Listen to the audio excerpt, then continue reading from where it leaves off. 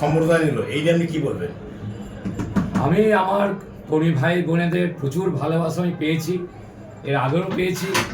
আমার বর্তমান এর আগে যিনি আমার সভাপতি ছিলেন আমারই ভাই তুষার মজুমদার, সেও আমাকে খুব ভালোবাসে, আজও ঠিক সেইভাবেই আমায় ভালোবাসা তার থেকেও আমি পেয়েছি।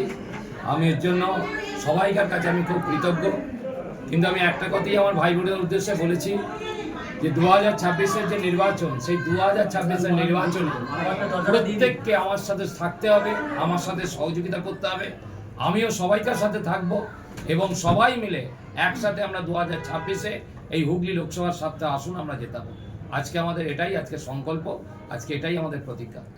প্রাক্তন সভাপতি একটা ট্যাগলাইন বেঁধে দিল, সাথে সাথ, এই নিয়ে আপনি কি বলবেন? অবশ্যই প্রাক্তন সভাপতি যেটা বলেছে একদম ঠিক কথা বলেছে, সাথে সাথই আমাদের চাই।